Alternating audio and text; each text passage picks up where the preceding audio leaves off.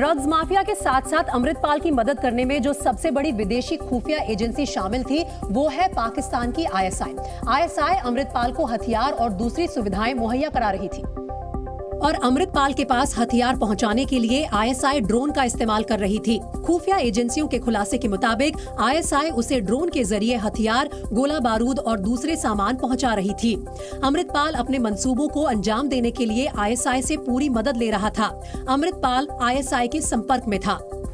इस केस में, इस पूरे एपिसोड में जो जितने भी इसमें बैड एलिमेंट्स इन्वॉल्व हैं, उसमें हम आईएसआई का एंगल, उनकी फॉरेन फंडिंग, हमें सस्पिशन है कि इसमें आईएसआई का एंगल भी है, फॉरेन फंडिंग भी है। खालिस्तानी अमृतपाल तो पुलिस से बचने के लिए फरार चल रहा है, लेकिन उसके हम ख्याल साथियों को पुलिस पकड़ने में जुटी हुई है ताकि वो राज्य में कोई गड़बड़ी ना फैला सके। इसीलिए उन्हें असम के डिब्रूगढ़ की जेल में भेज दिया गया है।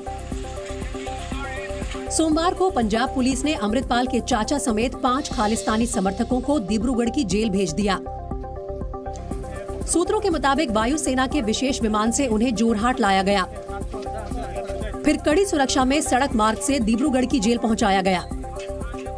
4 डेटिन्यूज हैं जिनको अभी डिब्रूगढ़ जो वो ट्रांसफर किया गया है, जिसमें दलजीत कलसी है, एक बसंत सिंह है, एक गुरमीत सिंह बुकनवाला और भगवंत सिंह प्रधानमंत्री है।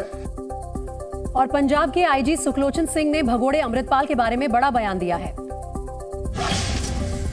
आईजी सुखलोचन सिंह ने कानून व्यवस्था के मुद्दे पर कहा कि पंजाब में हालात स्थिर हैं। अमृतपाल के पकड़ते ही सूचना दी जाएगी। अमृतपाल के पिता तरसेम सिंह ने पंजाब पुलिस पर बड़ा आरोप लगाया है। उन्होंने कहा कि पुलिस मेरे बेटे का फर्जी एनकाउंटर कर सकती है। जालंधर के नकोदर में उड़ोवाल गांव के सरपंच ने अमृतपाल के चाचा हरजीत सिंह के खिलाफ केस दर्ज कराया है। अमृतपाल के चाचा पर बंदूक के दम पर घर में रुकवाने का आरोप है। खालिस्तान समर्थकों पर भारत ने डिजिटल स्ट्राइक की है। सोशल मीडिया पर खालिस्तान समर्थकों के ट्विटर अकाउंट ब्लॉक कर दिए गए हैं। पंजाब में पिछले 3 दिनों से इंटरनेट और एसएमएस सेवाएं बंद थी। पूरे पंजाब में हालात सामान्य और शांतिपूर्ण हैं, इसलिए आज दोपहर 12 बजे से मोबाइल इंटरनेट सेवा बहाल कर दी गई है। लेकिन पंजाब के 4 जिलों में पूरी तरह और 2 जिलों में आंशिक रूप से मोबाइल इंटरनेट सेवा बंद रहेगी। तरन तारन, संगरूर, मोगा, फिरोजपुर, अमृतसर के अजनाला और सास नगर में इंटरनेट अगले 3 दिन के लिए बंद रहेगा। बाकी जिलों में इंटरनेट सेवा बहाल कर दी गई है। मुख्यमंत्री भगवंत मान ने पंजाब का अमन चैन खराब करने की कोशिश करने वालों को चेतावनी दी। पंजाब का अमन चैन और देश की तरक्की हमारी प्राथमिकता है और कोई भी ऐसी ताकत जो देश के खिलाफ पंजाब में पनप रही हो, उसको हम बख्शेंगे नहीं। पंजाब में कानून व्यवस्था और अमृतपाल के मुद्दे पर अरविंद केजरीवाल का भी बयान सामने आया है। केजरीवाल ने कहा कि पंजाब सरकार ने काबिले तारीफ काम किया है, जिन्होंने संयम के साथ पंजाब के हालात को संभाला। अगर नीयत साफ हो और अगर सरकार ईमानदार हो, इरादे नेक हों, तो लॉ एंड ऑर्डर को भी बहुत बखूबी कायम किया जा सकता है। केजरीवाल ने पंजाब के मौजूदा हालात के लिए पहले की सरकारों को कोसा। गैंगस्टर्स को, क्रिमिनल्स को पहले पॉलिटिकल संरक्षण दिया जाता था। ये वाला गैंगस्टर इसका है, इसकी इसके साथ सेटिंग है, इसकी इस पार्टी के साथ सेटिंग है, इसकी इस नेता के साथ सेटिंग है। लंदन में 2 दिन पहले खालिस्तान समर्थकों ने भारतीय उच्चायोग पर लगे तिरंगे का अपमान करने की कोशिश की थी। उस घटना के जवाब में आज भारतीयों ने भारतीय उच्चायोग के बाहर तिरंगा लहराकर जश्न मनाया। बड़ी संख्या में भारतीय हाथों में तिरंगा लिए लंदन में भारतीय उच्चायोग पहुंचे। वहां पर उन्होंने जय हो गीत पर डांस भी किया।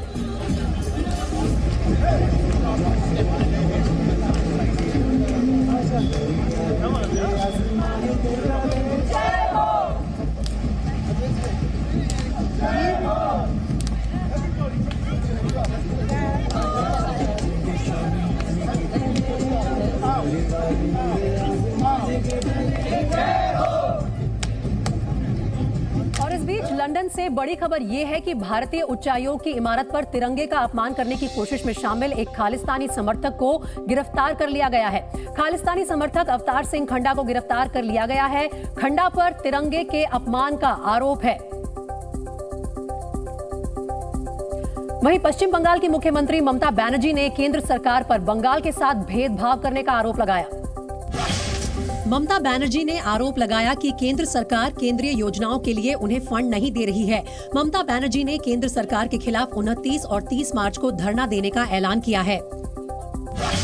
समाजवादी पार्टी के अध्यक्ष अखिलेश यादव की बेटी के नाम पर अभिषेक यादव नाम के एक शख्स ने फर्जी अकाउंट बनाया है।